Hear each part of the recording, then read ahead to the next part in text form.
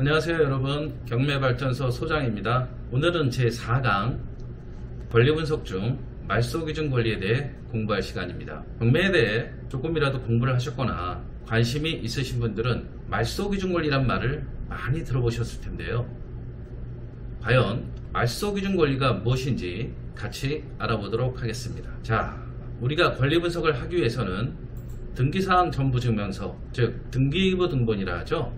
이걸 보고 말소기준 권리를 찾고 법원에서 경매 입찰 일주일 전 제공하는 매각물건 명세서, 그리고 현장 임장을 통해 설정되어 있지 않는 권리들을 파악해야 합니다. 경매 물건에서 설정된 권리는 등기사항 전부증명서, 등기부 등본을 통해서 확인할 수 있으며, 유치권, 법정지상권, 분묘기지권 등 부동산 등기사항 전부증명서에 나오지 않는 사항은 현장 조사를 통해 확인하고, 또한 공적 장부에 나오지 않는 임차인 정보 등은 전입세대 열람과 법원에서 제공하는 매각물건 명세서를 함께 비교해 확인하시면 됩니다. 말소기준 권리란 부동산 경매에서 부동산이 낙찰될 경우 그 부동산에 존재하던 권리가 소멸하는가, 그렇지 않으면 그대로 남아 낙찰자에게 인수되는가를 가늠하는 기준이 되는 권리를 말합니다.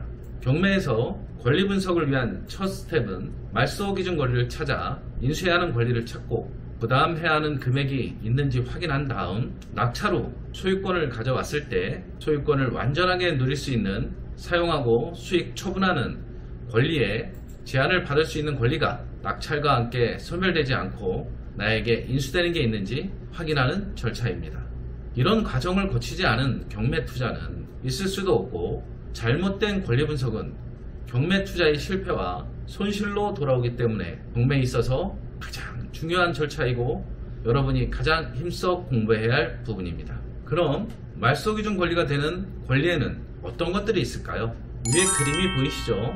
말소기준 권리가 되는 권리에는 첫 번째, 저당권, 근저당권, 두 번째, 강제경매 개시결정 기입등기, 줄여서 기입등기라 부릅니다. 물론 등기부에 등재되는 등기를 기입등기라 부르지만 여기선 외우기 쉽도록 경매 개시결정 등기를 기입등기라 부르겠습니다. 세 번째, 가압류, 압류, 네 번째, 선순위 전세권, 다섯 번째, 담보가등기 등이 있으며, 지금 말씀드린 것 외에는 어떤 권리도 말소기준 권리가 될 수 없으니 여러분은 반드시 이 말소기준 권리가 되는 권리를 외워놓으셔야 됩니다. 어떻게 외우면 될까요? 빨간 글씨로 써있는 부분 보이시죠? 저, 기, 가, 전, 담, 한 글자씩 따라서 외우시면 됩니다. 아, 경매발전소 소장이 말소기준 권리는 저기가 전담이라고 했어, 이렇게 생각하시면 됩니다. 단 여기서 주의해야 할 것 하나, 선순위 전세권은 때로는 말소기준 권리가 되기도 하고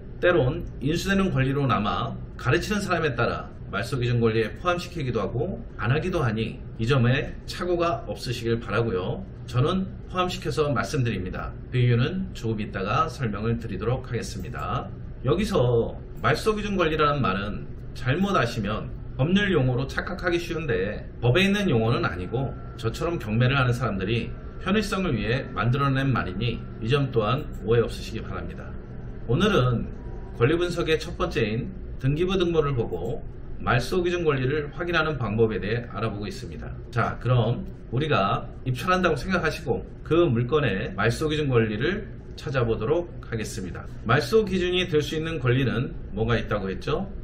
저기가, 전담, 이렇게 말씀드렸습니다. 보시면 알겠지만 이 말소기준이 되는 권리들은 등기부 등본에 등재된 채권 중 금전채권이라는 것을 아실 수 있을 겁니다. 하지만 선순위 전세권만은 다중이라 두 가지 성질을 가지고 있습니다. 첫 번째, 보증금을 담보하는 금전채권의 역할도 하지만 부동산을 사용 수익화하기 위한 두 번째 성질, 용익물권의 성질도 가지고 있습니다. 이렇게 전세권은 다중이라 선순위 전세권이 금전채권의 역할을 할 때만 말소기준 권리로 사용할 수 있습니다. 쉽게 말하면 선순위 전세권이 경매 신청자이든지 아니면 경매 신청이 들어왔을 때 돈 주세요 하고 배당 요구를 하면 금전채권으로 쓰인 것으로 말소기준 권리가 된다는 것입니다. 만약 선순위 전세권이 경매 신청자도 아니고 배당 요구도 하지 않았다면 선순위 전세권 다음에 설정된 저당권, 금저당권,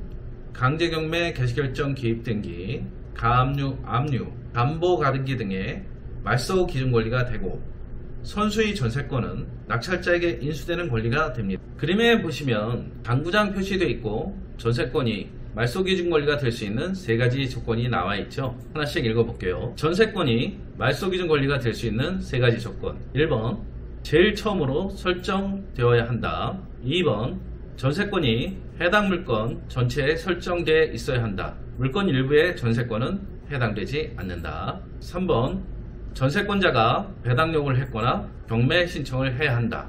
전세권은 내용이 좀 많기 때문에 기회를 봐서 따로 전세권에 대한 수업만 진행하도록 하겠습니다. 이 말소 기준 권리가 되는 권리 중 가장 먼저 등기부에 등재된 권리가 말소 기준 권리가 되고, 이보다 먼저 등기된 권리, 선순위 권리는 매수인에게 인수되며 말소 기준 권리보다 후에 등기된 후순위 권리는 대부분 말소됩니다. 그럼 우리가 입찰하려는 물건의 등기부 등본이라 생각하고 등기부 등본을 보면서 말씀드릴게요. 그림을 보면서 설명드리도록 하겠습니다.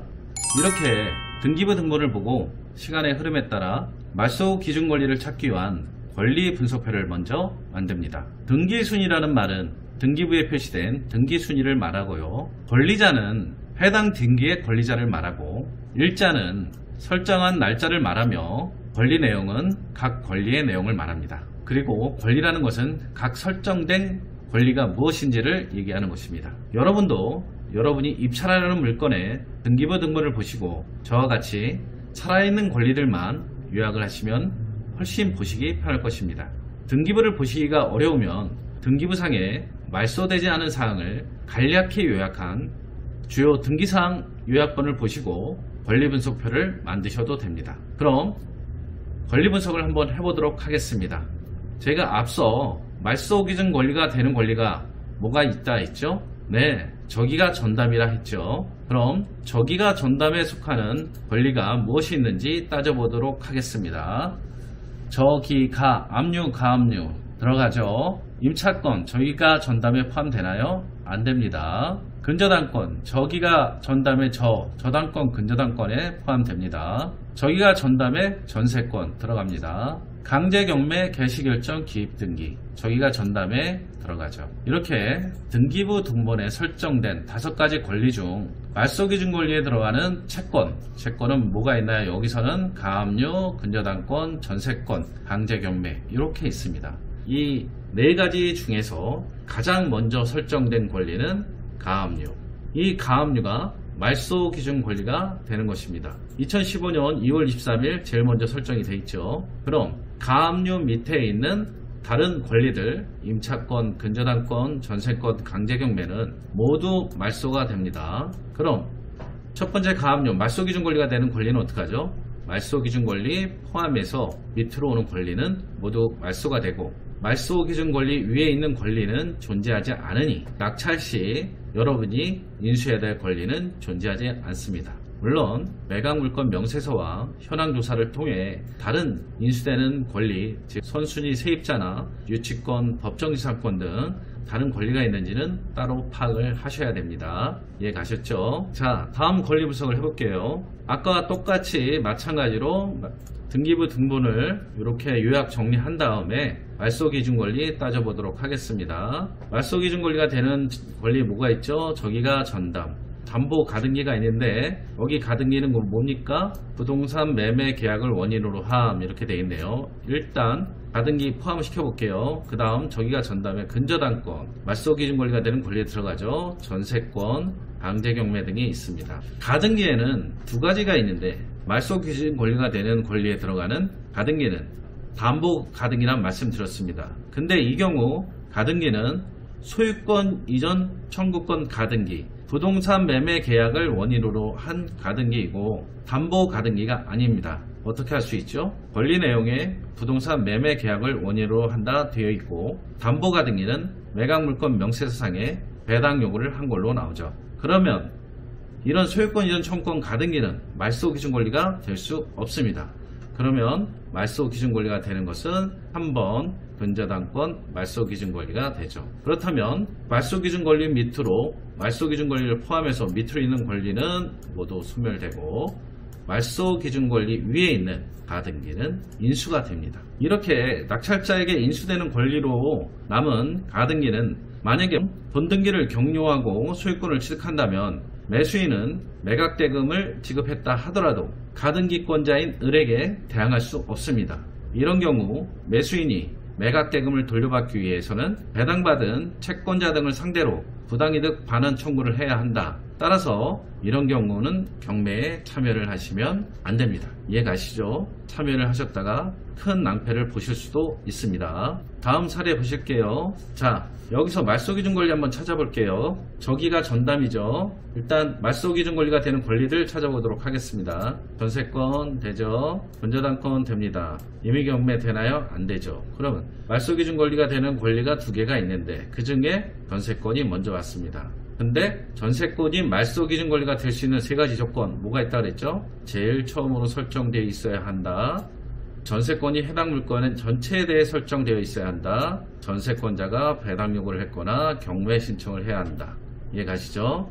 자, 근데 여기서 보시면 어떻게 되어 있습니까? 배당 신청이 없습니다. 그럼 선순위 전세권이지만 이게 말소기준 권리가 될 수가 있나요? 없나요? 안 되죠.